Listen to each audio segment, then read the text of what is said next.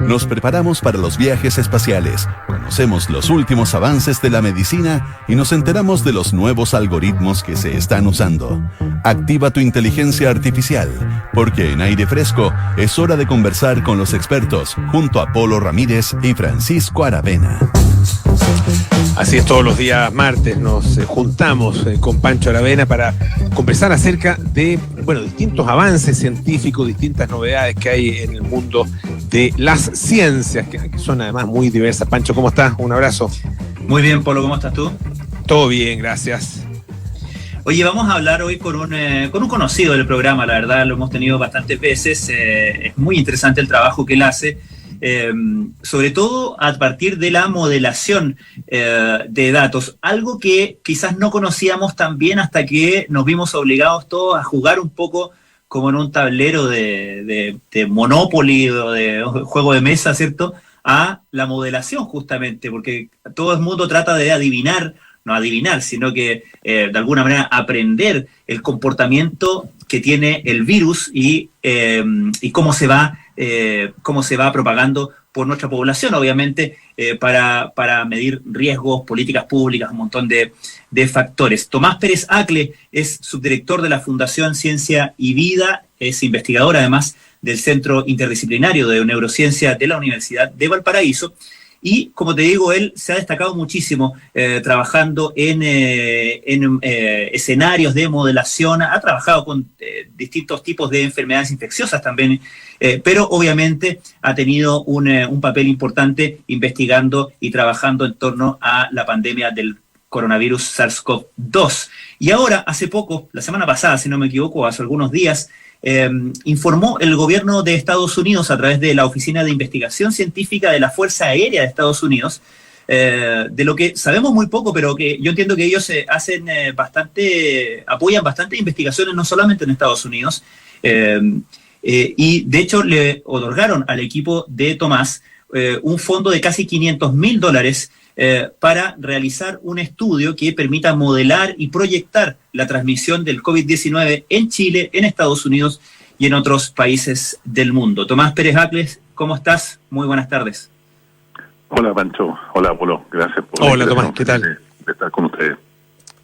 Muchas gracias, al contrario, la verdad que un gusto para nosotros tenerte nuevamente. Y hay, muchísimo que conversar. Partes tú, Pancho, dale nomás. Sí, Tomás, comparando con el trabajo que ustedes ya venían haciendo, porque ya estaban trabajando en modelación de comportamiento de este virus en particular, ¿qué les permite este proyecto, este fondo que se adjudican y la colaboración internacional que viene con eso? Claro, mira, es una pregunta importante y creo que hay que ir un poquito más atrás, tenemos que ir más o menos al año 2016, porque en esa época nos adjudicamos un fondo concursable de esta misma oficina de investigación, en el cual lo que queríamos nosotros era estos modelos con los que habíamos partido allá por el año 2010, trabajando, que tenían que ver con estudiar la dispersión de enfermedades, cuando la información se mueve en las poblaciones y cambia el comportamiento de las personas, ¿no? Y de hecho publicamos un artículo bien famoso sobre una epidemia zombie que pensábamos que se dispersaba en Chile, ¿no? Entonces, este suerte como de juego que parte cuando nosotros queríamos modelar a los zombies y entender cómo podían dispersarse en un país como Chile, sobre todo cuando la información que manejan las personas cambia su comportamiento y les permiten actuar de manera apropiada contra esta enfermedad que era la zombitis, ¿no? En esa época. Nosotros recibimos este financiamiento de la Fuerza Aérea que nos permitió desarrollar una plataforma en la cual podemos hacer modelamientos de sociedades, modelamientos bien complejos sobre cómo las sociedades se mueven y cómo se comportan los individuos y cómo ese comportamiento cambia las dinámicas que se ven en la sociedad. Entonces, basándonos en esa plataforma, nosotros hemos hecho varios estudios tratando siempre de entender cómo la información que manejan las personas puede, en el particular de enfermedades infecciosas, modelar y modular la forma en que se transmiten las infecciones. Un ejemplo clásico de eso es que en el verano siempre nosotros recibimos información de cuidarnos del virus Hanta. Particularmente ahora lo que está pasando con la pandemia de COVID-19, hay muchísima información que circula, tanto positiva como negativa, que nos ayuda y a entender de qué manera podemos luchar de mejor forma contra la pandemia, ¿cierto? pero también hay información que es negativa, cuando de alguna manera nos llaman a esta nueva normalidad y nos llaman a tomar café con los amigos. Nosotros pensamos también de que perfectamente esto ya pasó y puede llevarnos a descuidarnos, ¿no? Entonces, eso es lo que nosotros venimos modelando desde hace un tiempo, cómo la información que manejan las personas cambia su comportamiento y cómo en particular se puede usar esa información para modular la transmisión de enfermedades infecciosas. Ahora, Tomás, claro, una cosa es modelar una enfermedad de alguna forma imaginaria, ¿no es cierto?, como la zombitis, el ejemplo que ustedes trabajaron, y otra cosa muy distinta es hacer este mismo trabajo mientras se está produciendo una epidemia, ¿no es cierto?, que es lo que en definitiva les ha ocurrido a ustedes. ¿Cómo podrías describir esa experiencia? ¿Con qué sorpresas efectivamente te has encontrado y qué elementos has tenido tú personalmente y también tu equipo que modificar en relación con los supuestos con los que trabajaron en otros modelamientos? Sí, es una buena pregunta y también se conecta con la que me hizo Pancho recién, ¿no? Esta experiencia que nosotros venimos desarrollando básicamente el año 2010, junto con este financiamiento 2016 que recibimos de la Oficina de Investigación de la Fuerza Aérea, nos lleva a que a mediados de marzo el ministro Andrés Kuck nos invita a participar de dos escenarios distintos, ¿no? Uno es la mesa de datos, ¿no es cierto?, donde el objetivo de la mesa de datos es proveer de la mayor cantidad de datos más fidedignos, lo más abiertos posible, con la mayor frecuencia posible a la ciudadanía, particularmente a los grupos de modelamiento que quieren seguir o quieren entender qué está pasando con la pandemia. Y de otro grupo, que era un grupo de modelamiento, que lo que trataba era de proyectar el impacto de la pandemia COVID-19, no solo en el número de personas que van a ser infectadas, sino, y con mayor énfasis, en tratar de entender de qué manera se iba a producir impacto en el sistema sanitario, de tal manera que las autoridades pudieran prepararse. A partir de marzo, entonces, nosotros venimos entregando distintos modelos a las autoridades, siempre a través del ministro Kuck. Nunca nosotros entregamos nada al Ministerio de Salud, sino es a través del ministro Kuck. Y la verdad es que dentro de los aprendizajes que tú mencionas, quizás uno de los más fuertes, los más difíciles, primero es que es distinto jugar con una enfermedad infecciosa que no existe como los zombies, a tratar de entender el impacto de una pandemia que está finalmente produciendo muerte de personas, ¿no? Eso hay una diferencia completamente distinta, ¿no? Lo segundo que hemos aprendido es que a la larga es inevitable que las autoridades tomen decisiones que son políticas, por mucho que nuestros modelos siempre fueron muy muy dramáticos, siempre fueron medio pesimistas nuestros modelos, ¿no? Cuando llamábamos a las autoridades a principios de marzo a cerrar el país completo para evitar el descalabro de Italia y España, ¿no? O cuando decíamos que en mayo y junio era inevitable llegar a la situación de saturación del sistema sanitario, siempre nuestros modelos fueron de alguna manera tildados un poco de extremistas y de alarmistas, ¿no? Pero nosotros sabíamos que nuestros modelos tenían el peso de los datos y el peso de la correctitud desde el punto de vista del modelo, ¿no? Entonces, un segundo aprendizaje es cómo las autoridades finalmente, las decisiones que toman son decisiones políticas, donde los aportes que podemos hacer desde la ciencia son solo uno de los elementos que toman en consideración para tomar las decisiones, más allá de lo que hayan o no sido correctos nuestros modelos, que lamentablemente han demostrado que sí, ¿no? Eso yo creo que uno de los aprendizajes más dolorosos que hemos tenido en esta pandemia.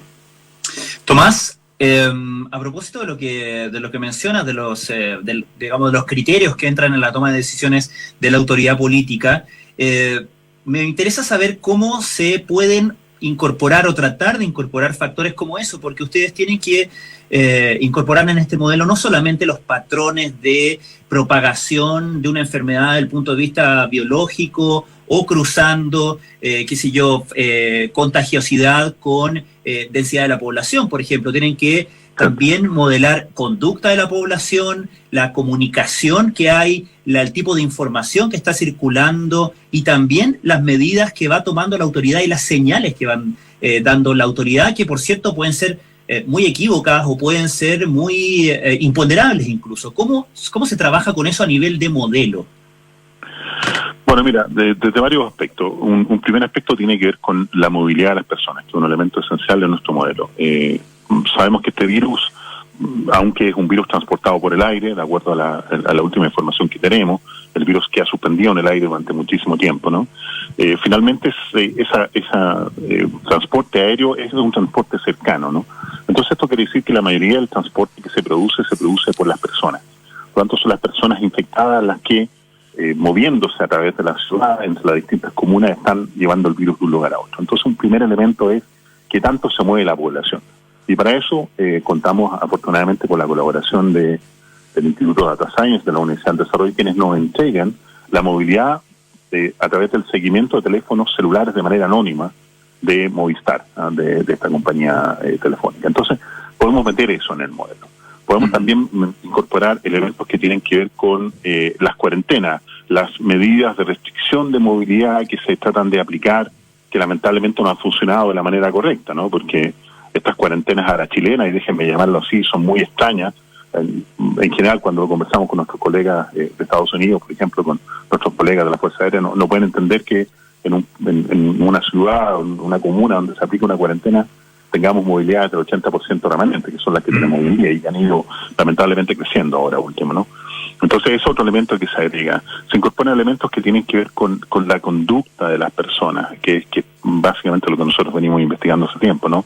Como, por ejemplo, el distanciamiento social puede ser una medida que pueda ayudar o eliminar a que una persona sea susceptible a contraer la enfermedad. ¿Qué quiere decir eso? Una persona que no usa mascarilla, que no respeta medidas de aislamiento social, que va a lugares atiborrados de gente o que no se lava las manos, potencialmente tiene más probabilidades de contraer el virus que la persona que tiene una conducta apropiada, ¿no? Entonces ese es otro elemento que consideramos dentro de nuestro modelo. Consideramos también el hacinamiento como un elemento esencial de nuestro modelo. Lugares que tienen un alto hacinamiento, no, por ejemplo, sin tratar de estigmatizar a nadie, pero reconociendo la realidad en nuestro país, comunas como La Pintana, que tiene un altísimo hacinamiento de las comunas más hacinadas de Chile. No es necesario que las personas se muevan kilómetros para estar en contacto con una gran cantidad de personas, y a partir de esa interacción entonces dependiendo del tipo de parámetro o del tipo de elemento que queremos incorporar, tenemos que tomar uno u otro valor para ponerlo en nuestro modelo y ver cómo ese valor afecta a la dispersión del virus.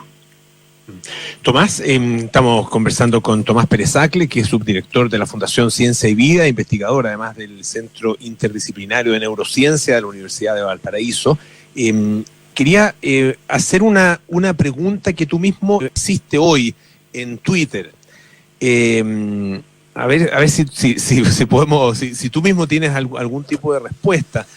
Tú te preguntabas hoy qué tan mal habremos hecho todo para aparecer en el top 10 del ranking mundial de mortalidad por COVID-19, incluso por arriba de Estados Unidos. Y aparecía ahí justamente un gráfico, tú hacías link a un gráfico de CNN, donde está Bélgica en primer lugar, ¿no es cierto?, con 86 muertes por cada 100.000 habitantes, y está Chile con 45, y por debajo de Chile está Estados Unidos. Chile en el número 7, Estados Unidos en el número 8, más abajo Perú. Tomando esa misma pregunta, ¿qué tan mal habremos hecho todo? ¿Qué fue lo que hicimos efectivamente tan mal? Bueno, es una pregunta súper difícil. Yo cuando la posteo en esta red social tiene que ver con que realmente no tengo tan claro la respuesta, ¿no? Y más bien invito a la gente que lee esta pregunta a hacer una reflexión sobre realmente todo lo que hemos hecho mal para contar hoy día más de 12.400 personas fallecidas. Alguien podrá decirme que es un número que contabiliza el DEIS, el Departamento de Estadística de Información en Salud, como el número de sospechosos con COVID-19, pero es el DEIS, es un departamento que se dedica a hacer este tipo de análisis. Y cada persona que fue seleccionada para aparecer en esa lista tiene primero una causa de muerte cuyos síntomas son absolutamente compatibles con COVID-19. Por lo tanto, lo más probable es que la mayoría de estas personas que están en esta lista terminen siendo como confirmadas con COVID-19. Entonces estamos hablando de 12.400 personas hoy día que han fallecido por esta enfermedad. Es un número muy grande de personas. Hay comunas enteras que tienen menos personas que esta.